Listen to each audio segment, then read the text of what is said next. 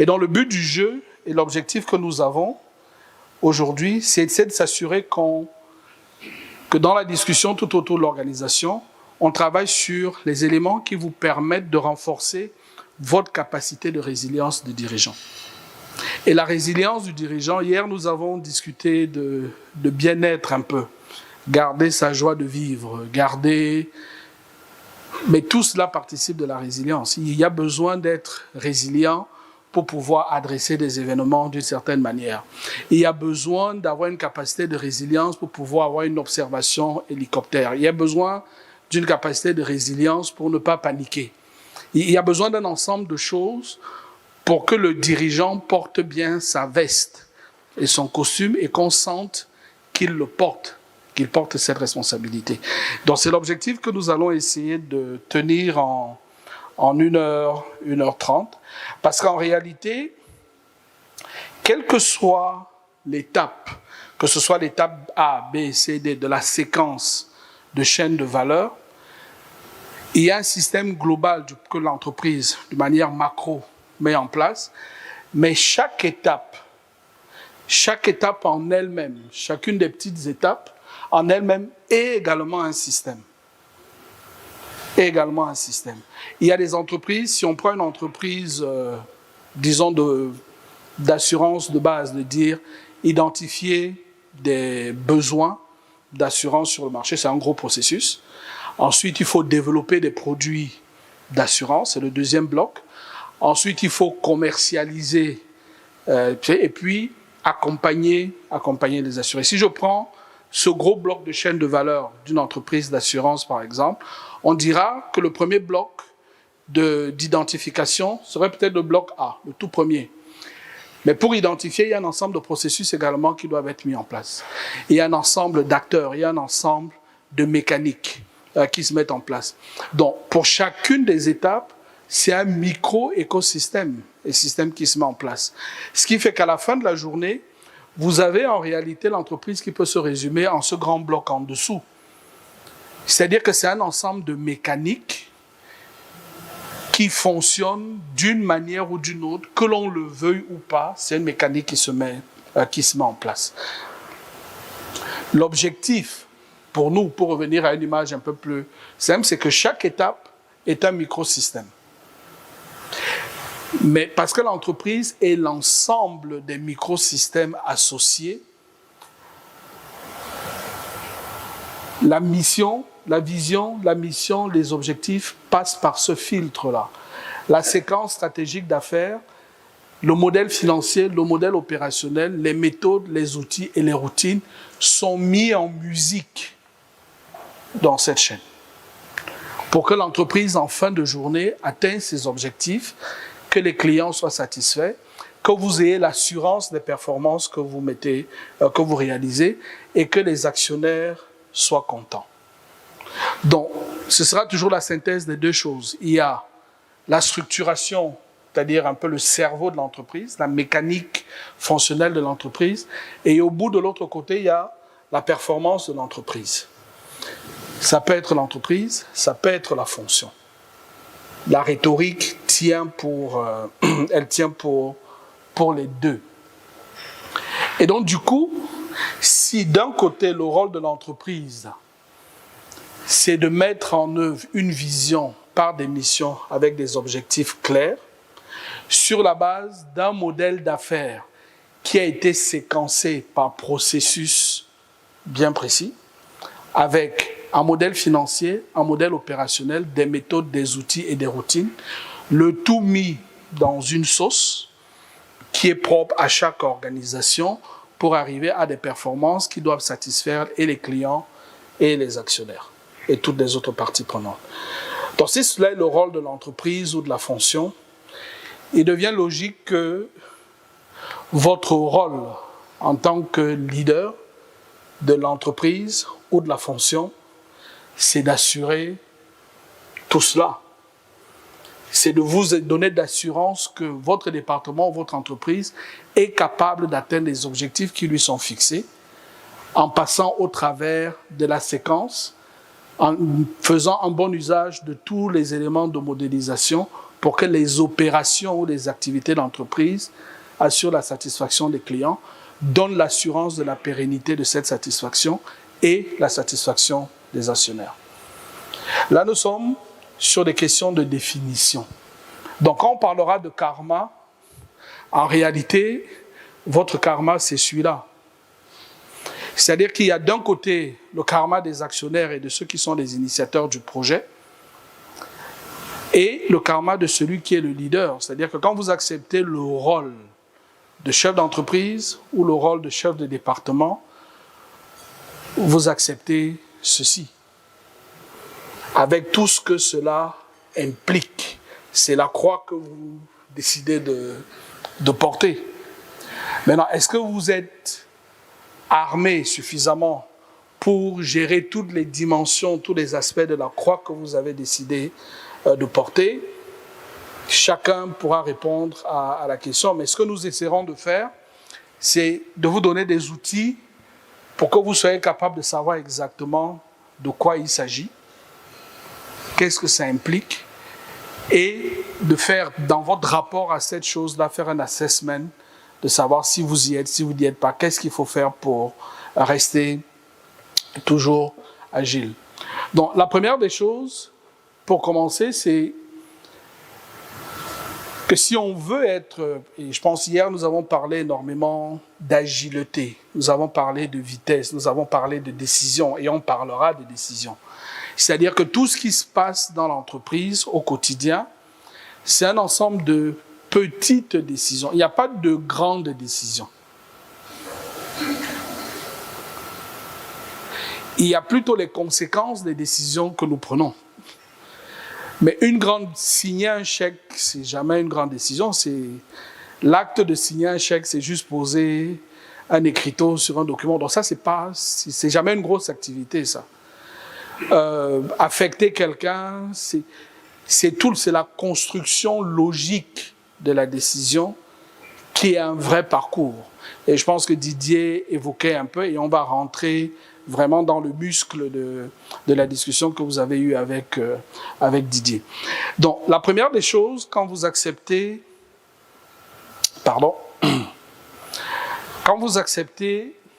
un rôle de leader, c'est-à-dire en fait quand vous acceptez le karma de porter la vision d'une entreprise, de gérer, d'assumer ses missions pour atteindre l'objectif, donc de mettre en place le modèle d'affaires, de gérer les aspects financiers, opérationnels, méthodologiques, outils et routines d'une organisation. La première question, c'est de savoir, est-ce qu'on est sûr qu'on sait ce qu'on veut accepter? Donc la première des choses à clarifier, c'est connaître. Il faut connaître l'entreprise. Il faut connaître son business model. Il faut connaître les conséquences. Donc, généralement, pour certains d'entre vous, juste pour une petite histoire, nous écoutons tous de la musique. Certains d'entre nous composent même de la musique.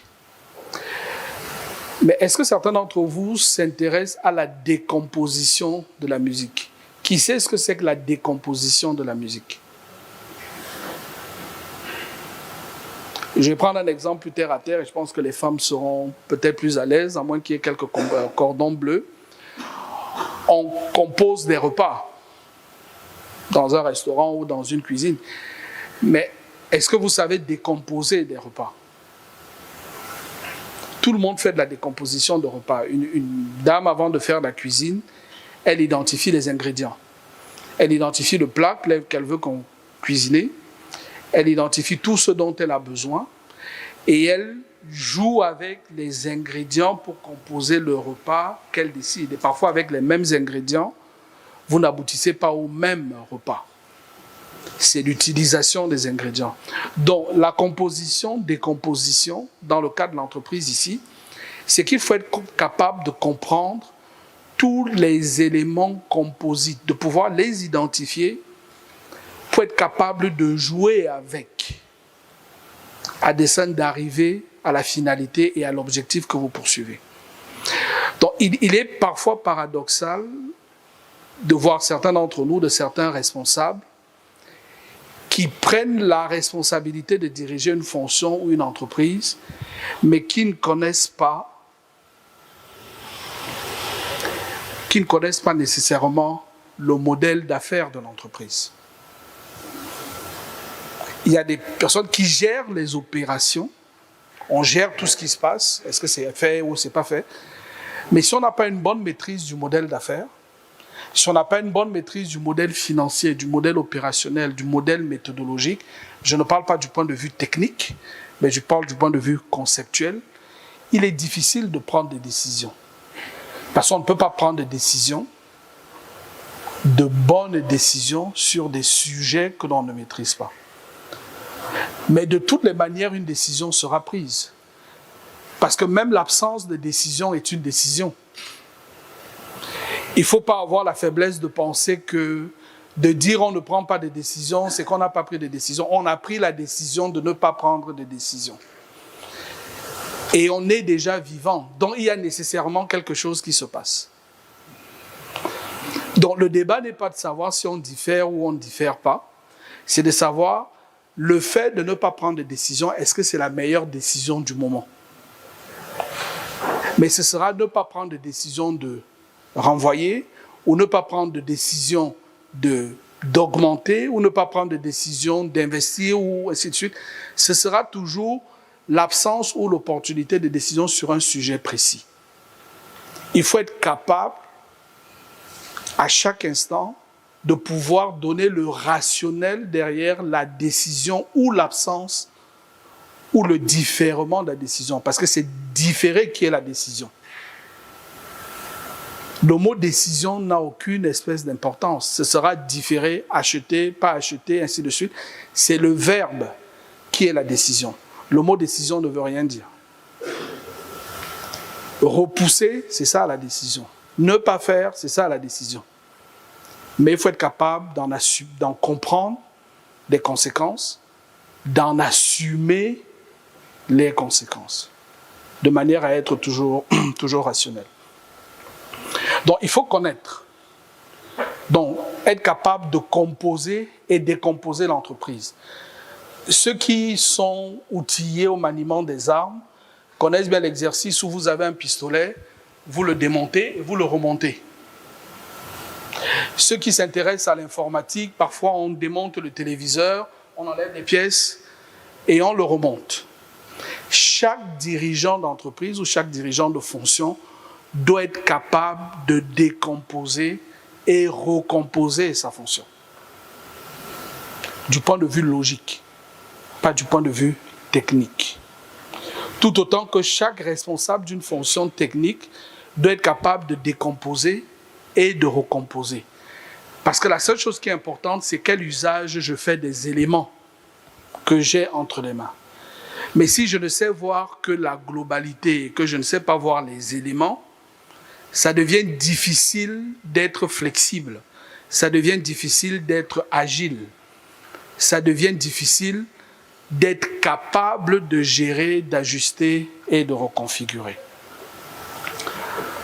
Une fois que l'on sait composer et décomposer, ça nous permet de comprendre. Vous pouvez avoir un pistolet, mais vous ne comprendrez le rôle de la culasse que si vous pouvez l'enlever, si vous pouvez l'identifier, et si vous pouvez en comprendre le mécanisme. Et donc, comprendre, granuler, simuler et s'approprier est absolument essentiel pour une organisation ou pour un leader dans l'organisation.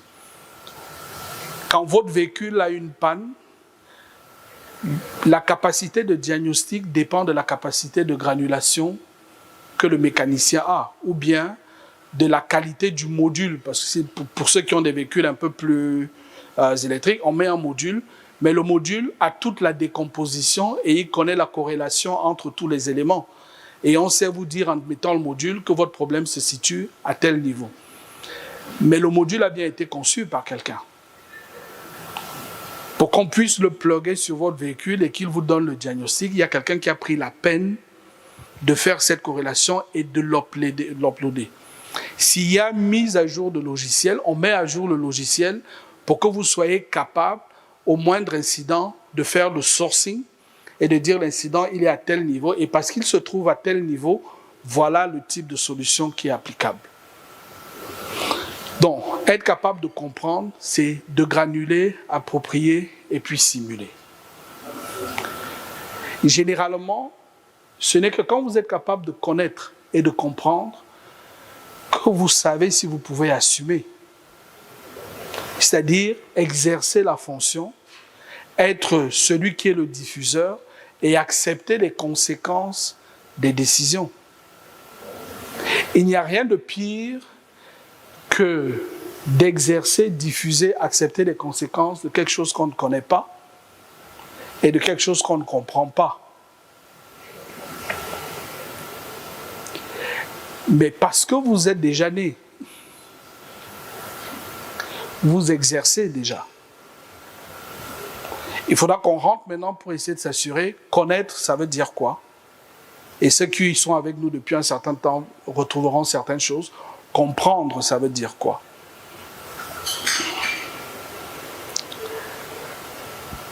Donc, accepter son karma, c'est d'abord s'assurer qu'on connaît la chaîne de valeur et le business model de l'entreprise. Comprendre, c'est de savoir quelles sont les implications de ce choix de modèle pour l'entreprise. Et quand on parle d'implications ici, on parle d'implications en termes de challenge que ce spectre-là couvre. Et ce n'est que quand le premier et le deuxième point sont couverts que l'on peut assumer la mission de gérer ces implications. Mais non, dans les faits, qu'est-ce que ça veut dire? Ça veut dire que chacune de vos organisations, chacune de vos entreprises a une mission. A une mission avec une chaîne de valeur en plusieurs étapes. La chaîne de valeur, généralement, ce sont les macro-processus les plus costauds pour partir d'un point input à la finalité clientèle que vous avez. Qu'est-ce que ça veut dire? Ça veut dire que chacune, on a commencé par le premier visuel, donc chacune des étapes de votre chaîne de valeur a également des sous-séquences. Et là, en fait, si vous avez le visuel de départ avec lequel j'ai démarré, c'est celui-là qui se décline ici. Donc chacun de ces processus clés a également des sous-processus. Et c'est la séquence de ces sous-processus qui vous permet d'arriver à la fin qui est le résultat utilisateur. Mais la réalité aussi, c'est que pour chacune des séquences, il y a des métiers qui correspondent. C'est-à-dire que si on est dans le cas d'espèce où on disait dans le métier d'assurance, vous identifiez les besoins, et des besoins de marché ou les besoins de clientèle. Mais pour faire de l'identification, ça fera appel au métier de la recherche marketing. Ça fera appel au métier de la modélisation des problématiques d'assurance. Ça fera appel à la modélisation financière même des produits pour pouvoir savoir les gens ont besoin de quoi, de quel type de support, de quel type d'assurance. Et pour donner ce type d'assurance, on a besoin de quel type de partenaire impliqué. Donc, le macro-processus d'identification dans votre métier d'assureur fait appel pour pouvoir boucler ce processus et de créer un catalogue de besoins de marché. Il y a plusieurs métiers qui sont impliqués. Donc, connaître veut dire connaître la séquence au-dessus. Veut dire connaître la décomposition de la macro-séquence et en connaître également les implications métiers. Ça ne veut pas nécessairement dire que vous êtes un spécialiste de la recherche marketing ou que vous êtes un spécialiste, mais vous devez savoir que c'est de ça dont on a besoin. Parce que sinon, vous ne pouvez pas construire une organisation, vous ne pouvez pas savoir de qui vous avez besoin. Ou alors, vous ne serez pas à l'abri de quelques charlatans qui va arriver et qui va vous dire vous avez besoin de A, B, C, D, vous achetez le logiciel. Et c'est quand vous avez le logiciel à l'intérieur de l'organisation que vous vous rendez compte qu'en fait, il ne répond pas à vos besoins. Sauf que vous l'aurez déjà acheté. Et donc, vous serez déjà né.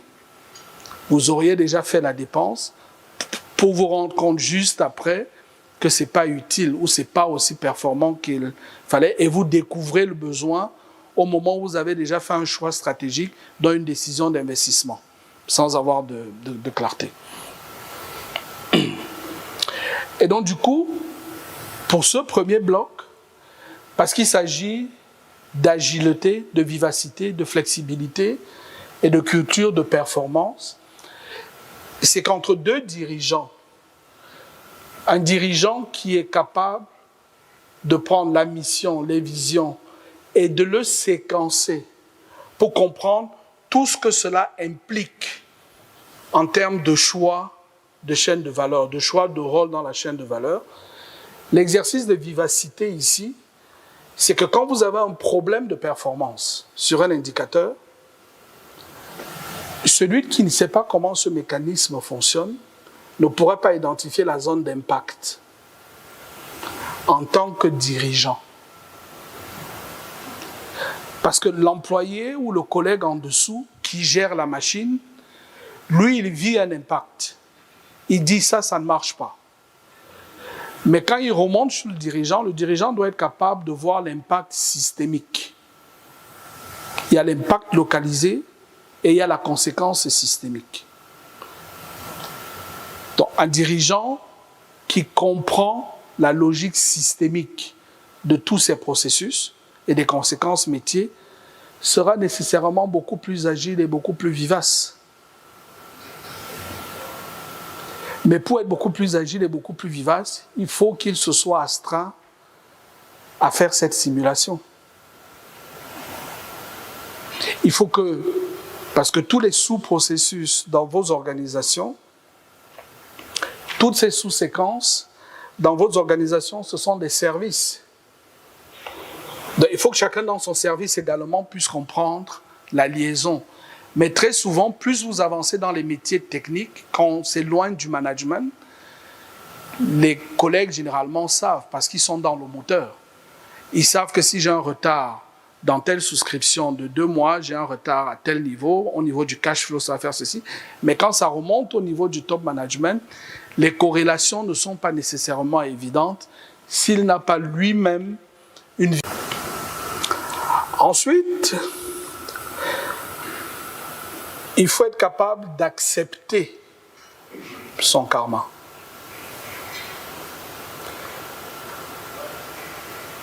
Il faut être capable d'accepter son karma. Et accepter son karma, c'est quoi? Il ne suffit pas de connaître.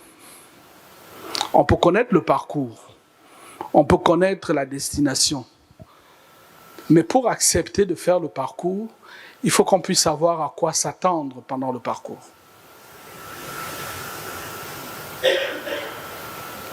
Je vois bien la différence entre... On peut connaître la destination, on peut connaître le modèle d'affaires, on peut connaître tout ce qu'il y a à connaître, mais il faut connaître et il faut savoir ce que cela implique comme challenge ou comme défi, pour prendre un terme que Herman affectionne particulièrement. Et donc ici, ce qui vous sépare entre votre vision et la réalisation de votre objectif, c'est la réalisation. Or, la réalisation, c'est traverser les obstacles. Les obstacles dépendent des parties prenantes impliquées dans le jeu. Et chaque étape de votre chaîne de valeur a son écosystème de parties prenantes qui ont toutes un intérêt dans votre chaîne de valeur. Et chaque bloc de chaîne de valeur a également son propre écosystème de parties prenantes qui généralement sont des parties prenantes très métiers en fonction des départements qui sont impliqués et des acteurs qui sont impliqués. Les parties prenantes ne seront pas nécessairement les mêmes. Donc il faut connaître toutes ces parties prenantes et il faut comprendre les challenges que ces parties prenantes induisent et anticiper les solutions dans les cas de figure à gérer. Quand on connaît les parties prenantes et qu'on connaît les enjeux et les challenges que ces parties prenantes mettent sur la table, on peut simuler à quoi ressemblera notre chemin et notre parcours et mieux choisir les chaussures. Il arrive parfois que l'on s'habille léger et à l'arrivée ou sur le chemin, on se rend compte que la température est à moins 40. Donc consulter la météo, ça peut faire sens. Parce que c'est une partie prenante dans certains cas de figure. Donc c'est de ça. Et donc à la fin, on assume. On assume de faire le voyage ou de prendre le chemin parce qu'on connaît et qu'on sait et qu'on appréhende bien ce par quoi on va passer. C'est ce qui fait la différence dans la conversation d'hier, de savoir, je sais qu'il fera froid, je me prépare à avoir froid, et parce que je me suis préparé à avoir froid à moins 4 degrés, s'il fait 0 degré, ça va plutôt bien. Mais si je ne sais pas qu'il fera froid, et que je vais en chemise et que je me retrouve sous 4 degrés, ça fera la grosse différence entre celui qui sait qu'il fera froid et qui n'a pas mis le bon t-shirt et celui qui ne sait pas qu'il fera froid et qui a mis le même t-shirt. La préparation mentale, physique n'est pas la même. Et donc, on ne peut assumer la responsabilité. Assumer une responsabilité, c'est accepter la responsabilité de résoudre les challenges. Au Cameroun, il y a ce qu'on appelle article 2. Au Cameroun, quand on vous nomme à une fonction, on dit article 1, X, Y est nommé gouverneur ou ministre, machin. Et on dit article 2, l'intéressé aura droit aux avantages liés à la fonction. Dans les entreprises aussi, c'est parfois cela. On vous nomme chef de département, tout le monde est content. Mais personne ne se pose la question, à quoi est-ce que je m'engage? Qu'est-ce que ça va impliquer sur mon quotidien? Qu'est-ce que ça va impliquer sur le quotidien de ma famille? Qu'est-ce que ça va impliquer sur... Vous pouvez être dans une équipe, vous étiez l'ami de tout le monde, mais du jour au lendemain, vous devenez chef, et peut-être que votre amitié ne devra plus nécessairement s'exprimer de la même manière. Mais si vous ne vous êtes pas préparé à ça, en sachant que c'est ce que cela implique, ça va être compliqué pour vous d'être un leader. Parce que vous ne saviez pas qu'être ami ou qu'être leader vous autorise maintenant à sanctionner durement votre ami s'il se comporte mal. Et comme vous ne vous êtes jamais préparé à ça, vous devenez un leader complaisant. Et vous perdez toute crédibilité. Donc assumer ne veut pas dire accepter un poste. Ça veut dire accepter d'être responsable, de gérer tous les challenges qui sont la conséquence de la fonction que vous avez décidé d'accepter. Et donc, opérationnellement, qu'est-ce que ça veut dire? Ça veut dire que pour chaque fonction qui est la vôtre, que ce soit pour l'entreprise ou pour le responsable d'unité que vous êtes, vous avez des clients. Votre fonction a des clients internes et des clients externes à satisfaire. Quels sont les intérêts que défendent ces personnes? Parce que votre rôle de leader de cette fonction, ce sera de satisfaire ces intérêts qui sont sur votre chemin. Et quand on parle de satisfaire ici, il ne s'agit pas de corrompre des intérêts, ce sont des problèmes à résoudre pour pouvoir avancer. C'est comme des énigmes pour ceux qui font partie des jeux. Mais vous avez des fournisseurs aussi. Vous avez des institutions sociétales. Vous verrez dans certaines organisations, chaque fois qu'il s'agit de parler aux partenaires sociaux, c'est-à-dire des ONG, des associations de lutte pour la protection de l'environnement, naturellement, dans toutes les organisations, on dira il faut aller voir le département des relations publiques. Tout le monde le renvoie au département des relations publiques. Mais en réalité, c'est une activité fonctionnelle. C'est-à-dire que l'équipe du marketing doit gérer les associations marketing. Ça fait partie du spectre des activités relations publiques du marketing. Les ressources humaines vont gérer les associations d'employés. Les éléments du technique, quand il s'agit du secteur des télécoms, qui installent des pylônes, ils doivent gérer les associations environnementales parce qu'il faut gérer avant que l'incident ne se produise. Les relations publiques viennent quand il y a un problème pour accompagner la résolution ou pour vous donner un appui de méthodologie. Ensuite, vous avez des acteurs internes. Les acteurs internes, ce sont les collègues, ce sont les staffs, est-ce qu'ils sont compétents? Est-ce qu'ils ont toutes les ressources? Est-ce qu'ils ont tout ce dont ils ont besoin pour pouvoir accomplir les missions qui ont été identifiées? Et puis, il y a tous les autres facteurs environnants. Parce qu'à la fin de la journée, agilité, vivacité, flexibilité et culture de la performance, entre celui qui sait, qui a identifié les challenges, qui a simulé la résolution des problèmes, parce qu'à la fin de la journée, ce sont des problèmes. À partir du modèle d'affaires, ce sont des problèmes qui deviennent inhérents. Pour ceux qui sont dans le métier des assurances, ceux qui sont juste revendeurs pour vous, les agents généraux généralement, ils ne développent pas les produits, ils revendent vos produits. Donc parfois, ils n'ont pas besoin d'avoir une équipe de développeurs, ils ont juste besoin d'une équipe commerciale, d'efficience financière. Ils ont choisi un bloc au niveau de la chaîne de valeur. Ils ne seront jamais en charge de valider un produit auprès du régulateur. Mais celui qui, parce qu'il décide de développer des produits, c'est lui qui ira les valider auprès du régulateur. Donc le choix de chaîne de valeur porte en lui-même les germes des challenges, des partenaires et des acteurs avec lesquels vous devez interagir et dont les intérêts devront être satisfaits pour que vous arriviez à votre objectif. Et il y a une notion que je n'ai pas évoquée, mais je vais peut-être revenir dessus. Sur la droite, vous avez vu visualiser, structurer, action et culture. Parce que pour chacune des dimensions que nous évoquons, le rôle du leader, c'est d'en projeter la visualisation. Oups, est-ce que nous l'avons eu en simulation? Non. Ah, c'est un nouveau phénomène, il faut qu'on l'analyse. Oui, nous l'avons eu en simulation, c'était quoi les recommandations? Donc on a la capacité de voir un phénomène et de le reconnaître.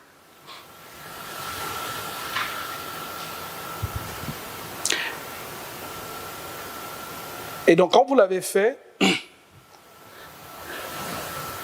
le débat reste le même, c'est-à-dire, est-ce que vous êtes capable de visualiser donc tout votre spectre de parties prenantes lié au modèle d'affaires et au métier? Parce qu'une chose, c'est que le choix de modèle d'affaires que l'entreprise fait a un impact sur les dimensions métiers qui sont activées. Je prendrai un exemple. Une entreprise qui est un agent général d'entreprise, d'assurance, qui ne développe pas de produits, mais qui revend des produits, la définition du métier de marketing dans cette entreprise ne sera pas la même que celle du marketing dans une société d'assurance qui développe elle-même. Et donc, le modèle d'affaires a un impact sur les systèmes métiers. Et généralement, les entreprises font des erreurs. Vous pouvez avoir un très, très bon marketiste dans une entreprise de distribution. Il est absolument excellent. Et puis vous le recrutez, vous le mettez dans une entreprise qui doit développer des produits, modéliser la profitabilité et en assurer la mise sur le marché. Il ne s'agit pas du même métier marketing. Il n'y a que la connaissance du modèle d'affaires qui vous permet de distinguer. Il est bon, mais c'est du marketing dans de la vente pure.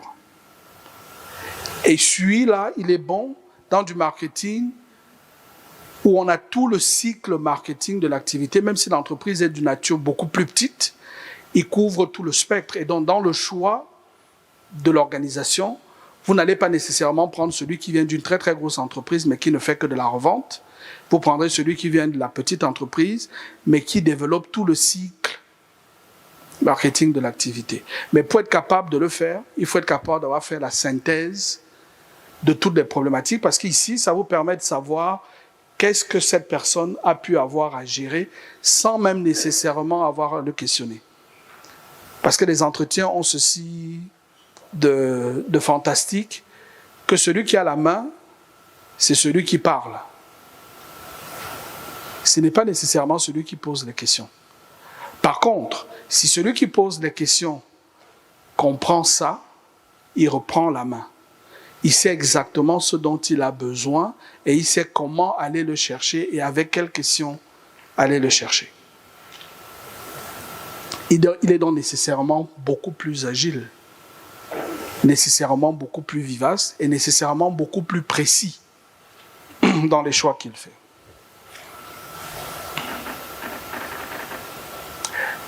Et donc, quand vous avez fini de connaître, de comprendre et que vous avez accepté d'assumer,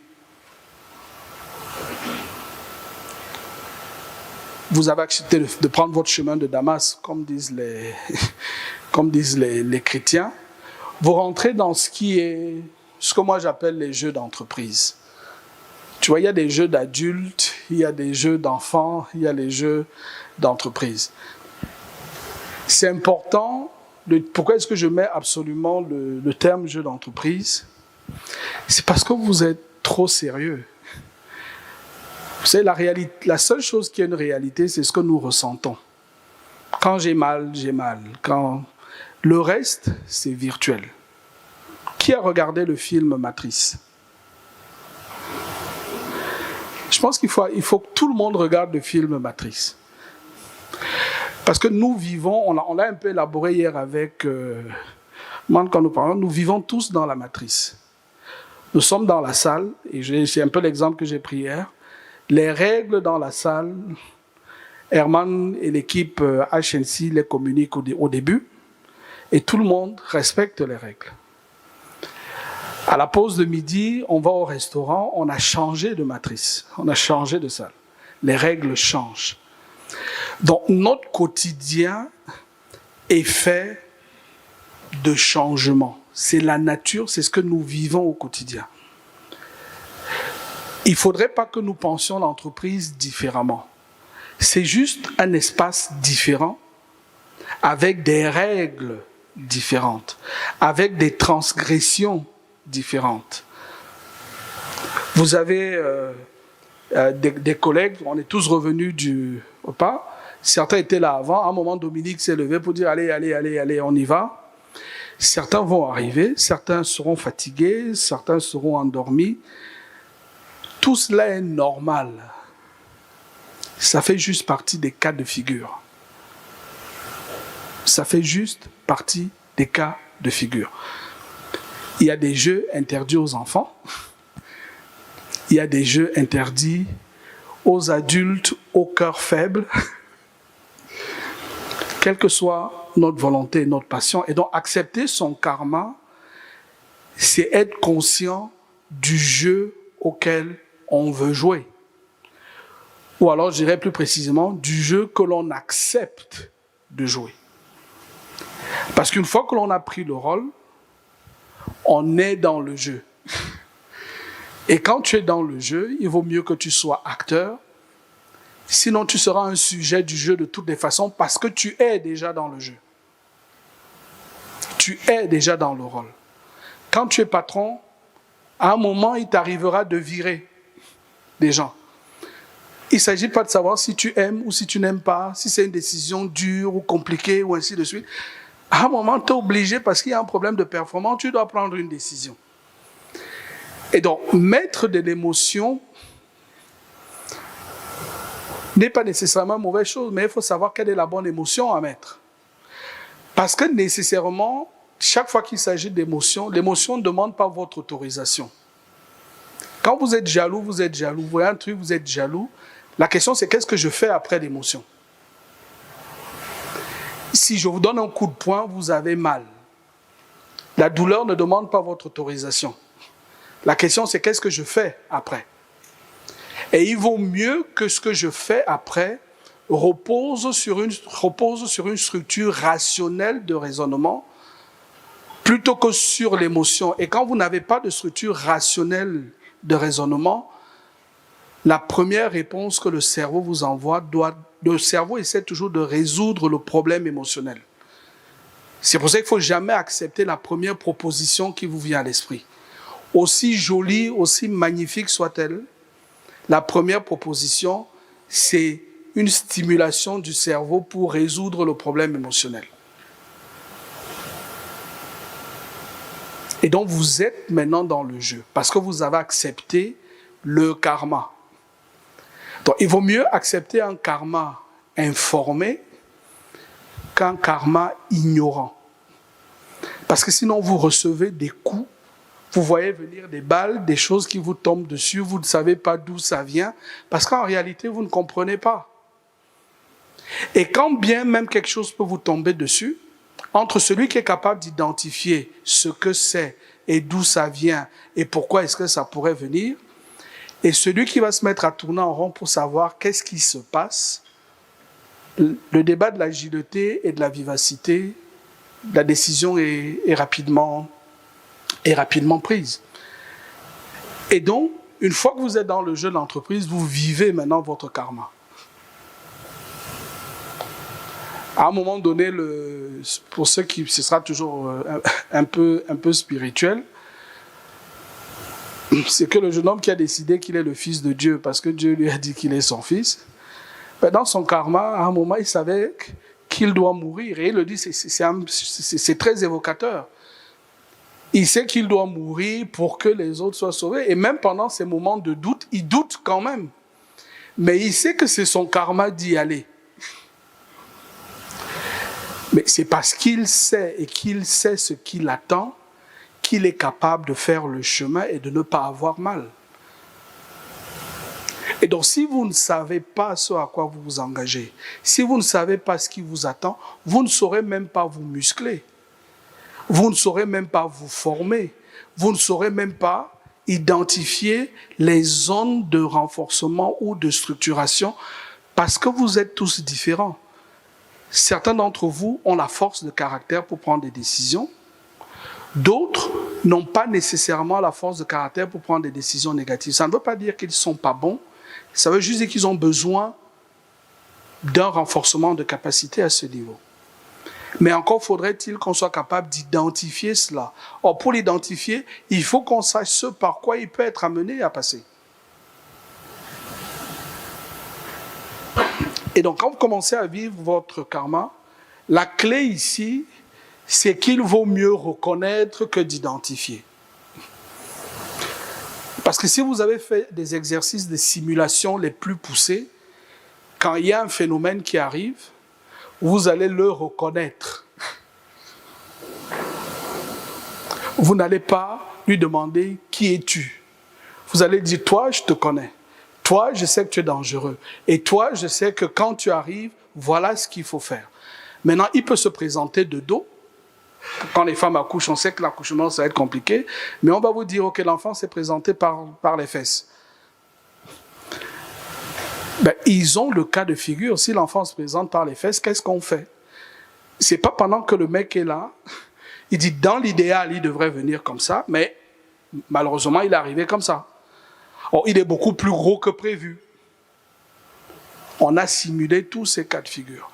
Et donc, le rôle du leadership, c'est d'alimenter le simulateur. Pour que les équipes puissent gérer. Sinon, au moindre incident, on remonte vers vous. Et le boss descend sur la scène, comme Superman. Mais les Anglais appellent cela chaos. Je pense que je l'ai dit une fois. C'est-à-dire, Chief has arrived on scene. Chaque fois que le boss est sur le terrain, c'est le chaos. Le boulot du boss, c'est d'alimenter le simulateur. Et donc, parce qu'on a alimenté le simulateur, on a déjà une solution a priori. On va juste ajuster la solution pour tenir compte du contexte. Maintenant, si vous n'êtes pas capable de reconnaître, vous êtes obligé d'identifier et de designer. Et ça a un impact énorme sur la vitesse de décision. Et donc, ce qui se passe quand vous n'êtes pas capable de reconnaître, ça devient, il faut qu'on fasse ceci, non, il faut plutôt qu'on fasse ceci, il faut plutôt qu'on fasse cela. Et généralement, c'est l'avis du chef qui devient prépondérant, sauf que dans le cas d'espèce, malheureusement, le chef n'est pas nécessairement le plus compétent, et que le mec qui est sur le terrain a peur de dire, voilà ce qui s'est passé, et on va encore lui tomber dessus. Et vous finissez par agir à l'émotion. Et vous finissez par poser un acte où vous dépensez 150 millions, où en réalité, si vous aviez fait la logique de simulation, vous vous seriez rendu compte qu'il y a 5 cas de figure, il y a 5 types de solutions, et il y a une solution qui en réalité tournait juste le boulon. Dans ce sens, ajouter juste un peu d'huile et puis le problème est réglé. Donc, reconnaître pour éviter d'avoir à identifier, à designer. Ensuite, il faut décider, prioriser et mobiliser. Quand vous avez fait de la simulation sur le cas, la décision est immédiate, la mobilisation est immédiate. Parce qu'en faisant l'exercice de simulation, vous avez testé plusieurs cas de figure et vous savez quel est le cas de figure le plus pertinent. Mais quand vous ne l'avez pas fait, on va dire, la question qui se pose souvent en management, quelles sont les options que nous avons? Ça vous arrive souvent. Ensuite, on commence à débattre des options.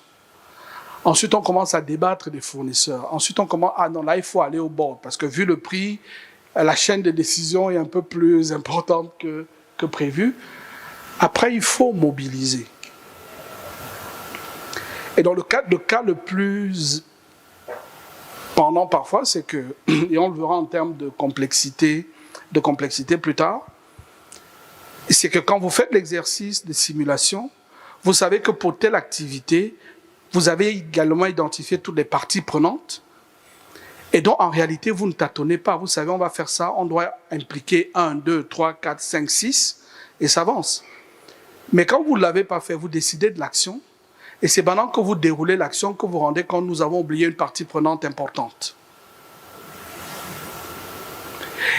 Et pour une action qui est toute simple, vous vous rendez compte qu'il y a une partie prenante qui, elle, va prendre 1 mois pour valider, mais si vous n'avez pas sa validation, vous ne pouvez rien faire. Et donc, tant qu'il ne se passe rien de grave et de sérieux, ou que l'impact n'est pas important, ça va.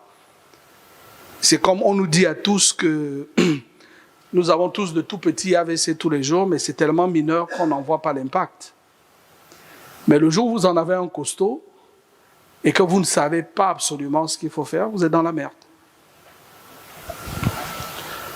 Ensuite, une fois que vous avez décidé, essayez de ne pas avoir le cas de figure, vous devez maintenant savoir qu'est-ce qu'on priorise. Et c'est à ça que sert l'apprentissage. Dès qu'il y a un nouveau cas de figure, vous alimentez le simulateur. Pour que la prochaine fois que le cas de figure se présente, vous avez la résolution et la meilleure solution et la mécanique de mobilisation. Ensuite, il faut agir. Il faut agir, il faut délivrer et puis sanctionner positivement ou négativement. Et donc, dans la réalité, les jeux d'entreprise, en fait, ce sont des jeux d'adresse. Mais ce sont des jeux où il y a souvent des maladresses aussi. Et je pense que tous en entreprise, il nous arrive d'avoir des maladresses. Mais si vous voulez éviter les maladresses, il vaut mieux modéliser le maximum. Mais ce sont aussi des jeux d'agilité. Ce sont des jeux de justesse, ce sont des jeux de rapidité, qui est le plus précision ou d'imprécision. Ce sont des jeux de concurrence. Ce sont des jeux vicieux. Parce que moi j'ai bien aimé, je ne sais pas si Didier est là, on a parlé hier de valeur. Vous savez, c'est un bien grand mot. D'accord ? Chacun d'entre vous, en tant que leader, devrait s'intéresser à... Il y a une science qu'on appelle Ennéagramme. Je vous conseille tous de vous intéresser à cette science. Parce que l'humanité, on a identifié jusqu'à présent à peu près 9 profils de personnalité. D'accord? Vous avez des personnes qui sont des gentilles. D'accord? Un gentil, si tu as un besoin, je te viens en aide parce que je suis gentil. Mais le gentil, généralement, il s'attend à ce que, s'il a un souci, que des gens aussi vont lui venir en aide.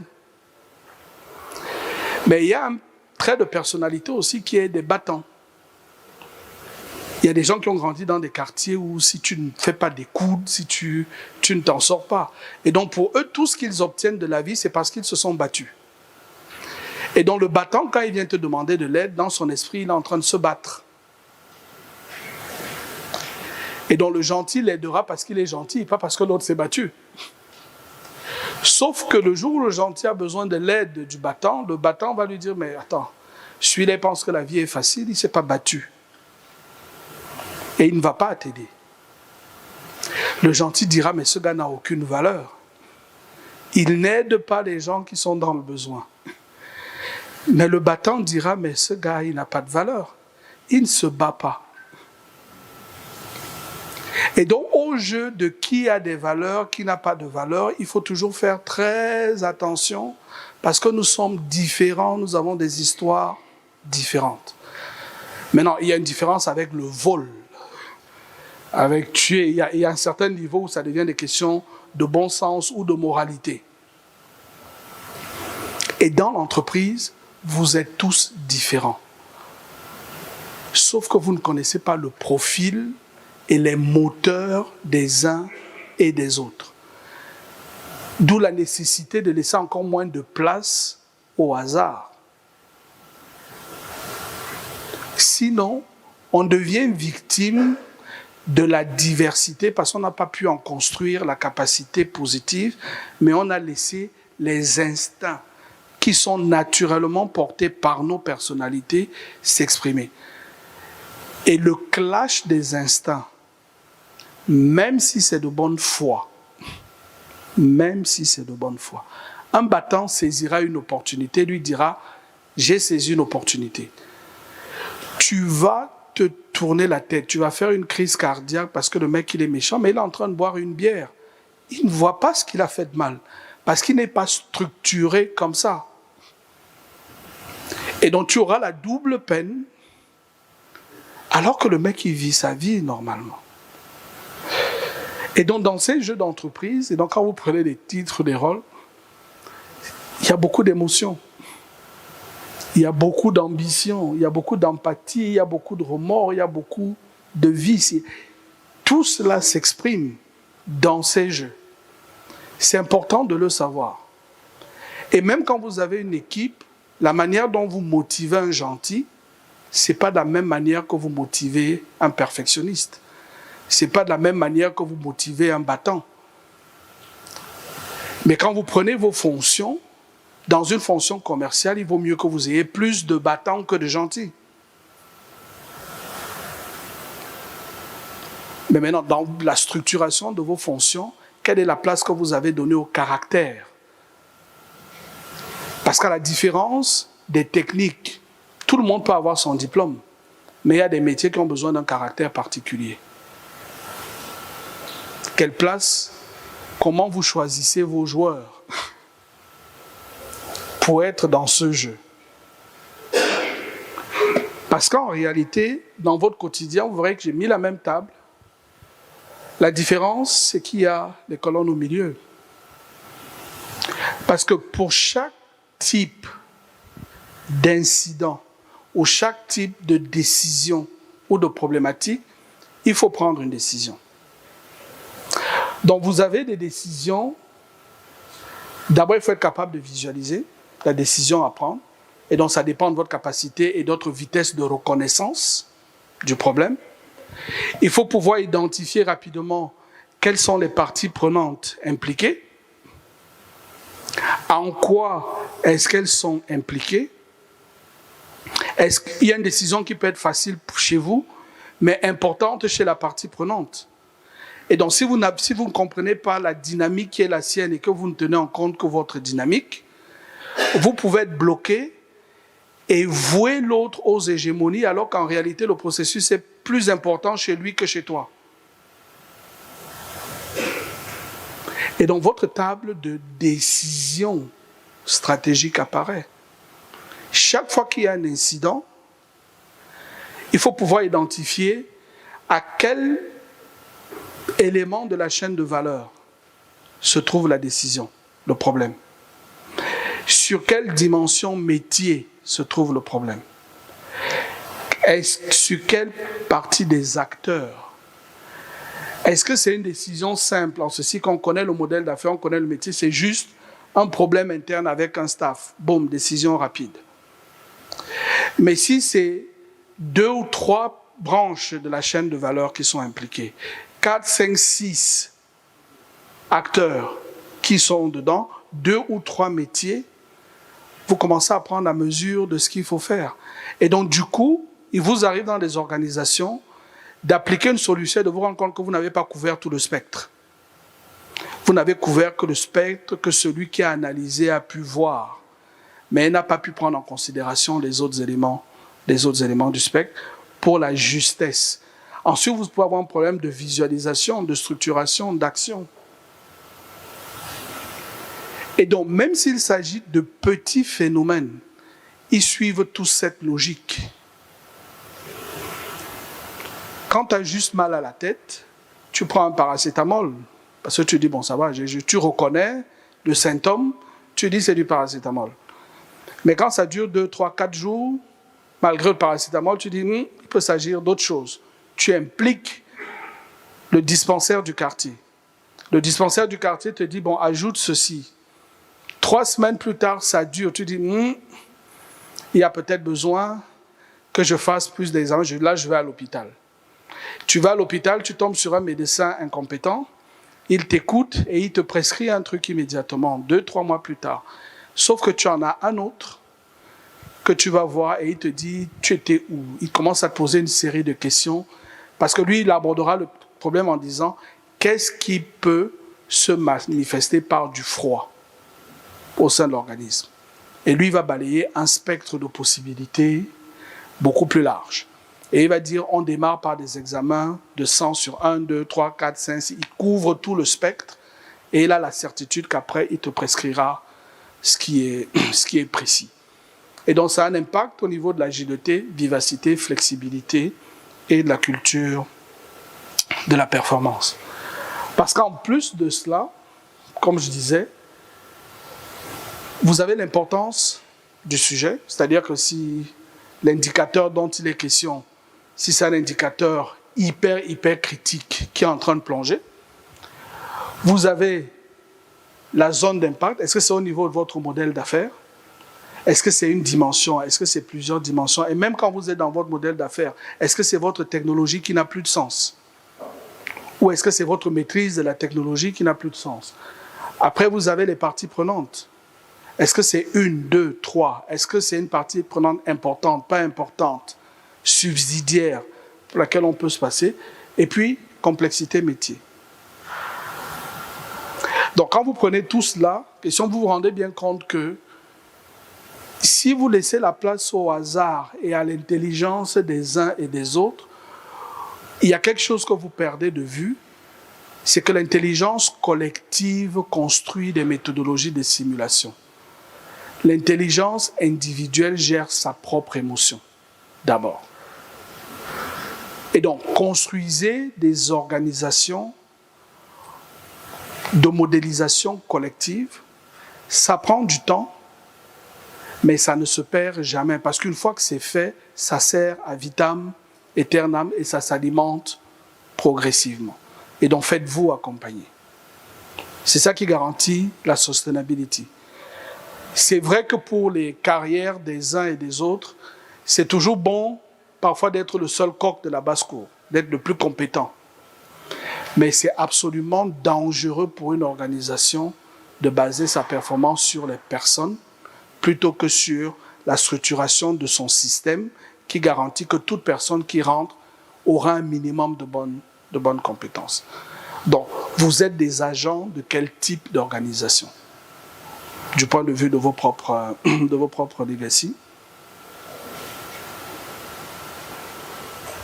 Et donc, c'est ce qui se passe dans la matrice. Et quand vous êtes dans vos organisations, parfois vous entrez dans un département, vous avez une dynamique particulière, ensuite vous passez juste la porte à côté, c'est une autre. Donc vous êtes dans la matrice. Vous allez ressentir des émotions d'une manière ou d'une autre, elles seront là. Mais le problème, ce n'est pas les émotions que vous allez ressentir, c'est qu'est-ce que vous faites. L'émotion n'est qu'un point de départ. Est-ce que ce que vous faites est le résultat d'une structuration mentale, désolé, ou alors d'une structuration uniquement émotionnelle? Et est-ce que votre structuration mentale est solide ou est-ce qu'elle est juste légère en fonction de ce que votre modèle est capable de gérer?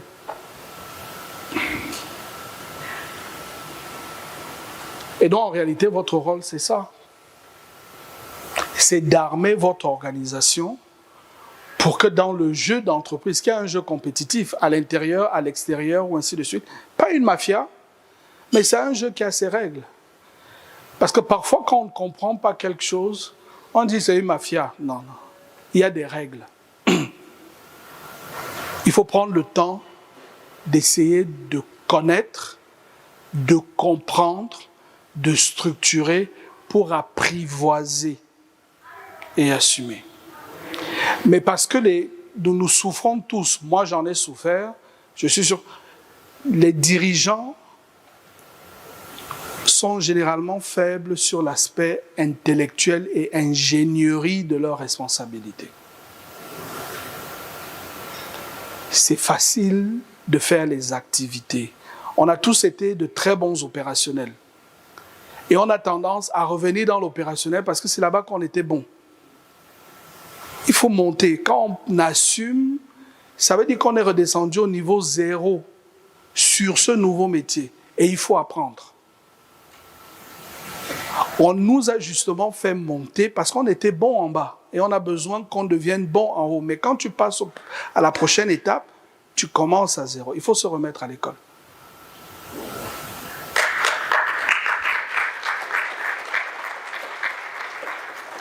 Et donc, en résumé, il faut y réfléchir par 2 fois.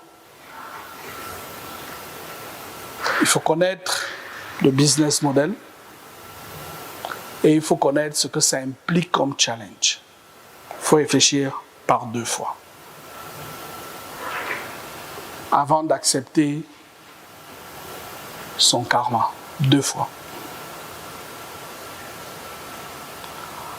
Ensuite, dans le jeu, seuls les plus smart restent dans le jeu, ici ou ailleurs. Parce que parfois, nous vivons la vie en entreprise comme étant le début et la fin de tout. Le matin, avant d'entrer en entreprise, vous venez de la maison, vous étiez dans un autre jeu. À la pause, vous allez au resto, vous allez dans un autre jeu. Si vous n'êtes pas smart dans ce jeu-là, vous allez peut-être changer d'entreprise ou bien vous allez peut-être changer de business et vous allez entrer dans un autre jeu. Donc, je préfère dire que ce sont les plus smart qui restent en jeu. Ici ou ailleurs, ils auront des raisons pour ça, des joies, des remords. Les émotions seront toujours là, vous ne pouvez pas y échapper. Après, il faut vivre le karma. Il faut l'accepter, il faut porter sa croix, c'est comme ça. Mais il vaut mieux, quand vous arrivez quelque part, reconnaître l'endroit plutôt que d'essayer de vous dire où est-ce que je suis. Cette seconde d'inattention-là peut vous coûter la vie. Et coûter la vie à votre entreprise. Il vaut mieux être en position de décision et de mobilisation plutôt que de tâtonner à savoir quelle est la mauvaise option, la meilleure option. Et puis, il vaut mieux être en capacité d'agir. Parce que si vous êtes ici, ça signifie que vous êtes déjà né. Voilà. Donc, je prends quelques questions et puis...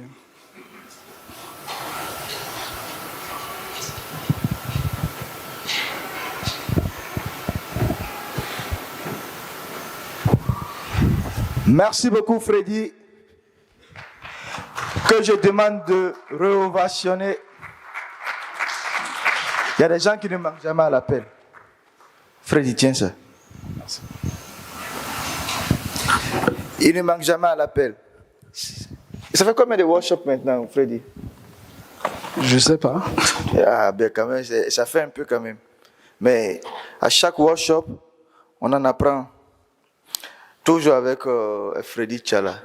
Si on n'est pas dans le spectre du possible, nous sommes en train de naviguer sur les vagues du karma. Bon, bref. Donc, on va prendre quelques questions très rapidement. Donc, à ceux qui veulent poser la question à Freddy pour qu'il développe certaines parties ou des parties qu'ils n'ont pas vues et qu'ils aimeraient plus d'informations là-dessus. Oui, Serge. Le directeur technique, ils viennent des entreprises connues. Ils n'ont pas l'expérience des entreprises nouvelles. Et vous remarquez que vous êtes bons, tous bons individuellement, mais vous ne comprenez pas ce qui se passe. Donc, je pense plutôt qu'il faut améliorer la capacité d'identification et de design. C'est ça qui vous maintient. C'est grâce à ça que vous arrivez à surmonter les problèmes. Donc moi, je ne suis pas vraiment pour la reconnaissance. La reconnaissance, la simulation, pour une entreprise déjà établie, qui a fait ses preuves, oui. Mais pour une nouvelle entreprise, le logiciel doit changer. Ok. Je vais vous donner une réponse. Je vais repartir. Franchement, c'est plus simple ici. Voilà. J'ai dit, il faut connaître, comprendre, assumer. Connaître, comprendre, assumer, ça marche pour toute entreprise. C'est-à-dire, ce qui se passe comme problème ou difficulté pour les entreprises en création. Je préfère ne pas dire entreprise innovante, parce que tout le monde est capable d'innovation. Tout le monde peut faire de l'innovation, soit en méthodologie, soit en modèle d'affaires, ou ainsi de suite. L'innovation, c'est pour tout le monde. Donc, une entreprise qui se crée. Le problème qu'ont des PME et des PMI ou bien des entreprises dans la Silicon Valley, c'est que parfois le modèle d'affaires est dans la tête du créateur. C'est-à-dire son storytelling, il est dans son esprit, il n'en a pas fait le narratif. Et dans ce que nous faisons, je pense qu'il y a certains d'entre vous même qui, après une des conférences ou deux, ont dû m'appeler pour dire il faut qu'on sorte ce qui est dans ta tête et qu'on le mette par écrit. Et sortir ce qui est dans ta tête, c'est de dire c'est quoi ta vision? Pourquoi tu veux le faire? Quel est le problème sociétal que tu veux résoudre? Ainsi, c'est quoi tes missions, ainsi de suite. C'est quoi ton modèle d'affaires? Comment tu veux le faire? Quel est le rapport que tu veux avoir aux clients, aux partenaires, aux machins? On fait tout ce narratif. Parfois, ça prend 1 semaine, 2 semaines, 3 semaines, mais c'est 10 heures de travail par jour avec celui qui crée l'entreprise. Avec celui qui crée l'entreprise.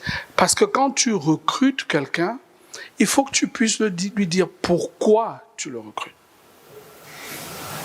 Et donc, la plupart des entreprises, que ce soit dans la Silicon Valley, parce qu'il ne faut pas aller trop loin. La Silicon Valley, parfois, c'est trop loin. On pense que c'est magique. Dans nos environnements, des PME, PMI, dans tous les sujets possibles, se créent tous les jours. L'entreprise est dans la tête du mec. Et donc, il recrute un directeur financier, mais en fait, c'est un trésorier parce que la stratégie financière, c'est lui. Quand il faut aller à la banque, c'est lui-même qui va à la banque.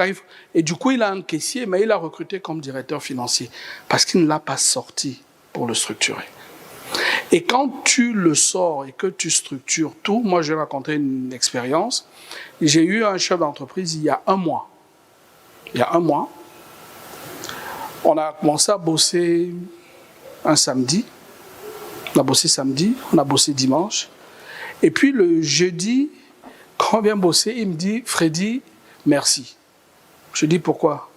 Il dit « J'ai dormi cette nuit ». Je dis « Comment ça tu as dormi ?» Il dit « En fait, j'avais trop de problèmes et on a dénoué en fait. » En fait, lui-même, en parlant de sa boîte, comprenait mieux sa boîte. Parce que toute personne qui crée une entreprise, en réalité, c'est un technicien de quelque chose. Ça part toujours d'une idée produit. Il est spécialiste de ce produit-là. Il sait te concevoir le produit, le vendre. Sauf que, quand il crée l'entreprise, il est passé de chef produit à chef d'entreprise. Ce n'est plus la même chose. Il faut structurer la mécanique. Il faut structurer la corrélation entre les divers éléments. Et quand on arrivait au vendredi, il m'a dit non, ça va. Je pense que là, j'ai compris pourquoi je trouve que mes gars sont cons, je trouve que mes gars sont machin. En réalité, je ne leur ai jamais dit dans les termes du métier qui est le leur, dans quel rôle par rapport à la vision, à la structuration, comment ils entrent dans le jeu. La seule personne qui maîtrise les règles du jeu, c'est le patron. Et quand il a la grippe, l'entreprise est aux urgences. Quand il vient au séminaire, comme la plupart d'entre vous sont venus au séminaire, rien ne bouge parce que personne ne sait. Et donc cet exercice de structure, c'est pour ça que je dis connaître. Et même quand tu connais, quand tu commences, c'est un exercice qui ne s'arrête pas. Tu te rends compte que mais ce que j'ai dit là, je l'ai insuffisamment dit. Tu mets à jour. Il y a toujours un point de départ. Il y a toujours un point de départ. Maintenant, ce qui est le pire maintenant, c'est que quand l'entreprise existe déjà, qu'elle performe déjà, mais qu'elle ne l'a pas fait, à un moment, l'entreprise, le mec, il ne sait pas pourquoi ça bloque. Il a l'impression que tout remonte sur lui, il étouffe. Tu dis, mais tout remonte sur toi parce qu'à part toi, personne n'a la structuration d'ensemble. Et donc, parce que tu es toi-même la stratégie, tu es la vision, tu es machin, tu ne délègues que les tâches. Et tu recrutes un gars qui est brillant, tu le transformes en tâcheron parce que tu n'es pas capable de lui donner le narratif. Et du coup, si tu n'es pas là, ou si tu meurs, ou si tu machin, 3 ans, 4 ans, 5 ans après, la boîte disparaît. Parce qu'il n'y a pas l'histoire et la capacité à continuer le storytelling. Mais je pourrais avoir une discussion plus approfondie avec toi. Mais ce qui est critique, il faut connaître. Ça, c'est tu viens de démarrer le poste, il faut connaître. Tu veux créer l'entreprise, il faut savoir ce que tu as envie de faire. Si tu veux créer une entreprise, il faut que toi-même tu comprennes ce que ça veut dire et ce que ça implique. Ensuite, il faut que tu décides donc d'assumer. Et ainsi de suite, et ainsi de suite, et ainsi de suite, et ainsi de suite. Donc ça marche, que ce soit une nouvelle entreprise ou une entreprise existante. Et dans la vie, de manière générale. Je suis arrivé, vous me voyez en jean. D'habitude, je mets une tenue de secours dans mon trolley. Et là, j'ai mis mes 2 bagages dans la soute et puis j'avais rien. Donc, c'est un cas de figure que j'ai oublié. Et puis, je suis arrivé, j'ai dit, oups, ça là, j'ai pris quelques jours. Bon. Et puis, tu mets à jour, tu dis, la prochaine fois, il faut que je me rappelle que tu mets à jour ton modèle de simulation. Tu mets à jour ton modèle de simulation. Tu n'auras jamais tous les cas de figure. Tu auras tout. Même les gars les plus brillants. Tu regardes la guerre en Ukraine, tu peux être sûr, les Occidentaux l'ont planifié pendant 10 ans. Mais ils continuent de dire, mais avons-nous sous-estimé ceci? Avons-nous sous-estimé ceci? Donc, c'est un never-ending exercise. Donc, si tu as commencé l'exercice, au moins, il y a des cas de figure qui ne vont pas te surprendre, mais il y en aura toujours de nouveaux. Mais si tu ne l'as même pas fait, et que ta boîte dépendait de la qualité, soit de ton directeur général qui lui maîtrise le truc, ou de ton directeur technique, quand il s'en va, c'est ton entreprise qui est partie. Tous les autres sont là, mais tu n'as plus d'entreprise. D'accord ? Magnifique. Je suppose que vous avez adoré la vidéo que vous venez de regarder. Et pourquoi est-ce que vous allez rester juste ça? Il y a juste une autre vidéo là. Vous cliquez juste et vous pouvez commencer par adorer nos contenus pour changer votre façon d'être et de faire, développer votre potentiel et améliorer vos résultats. On se parle très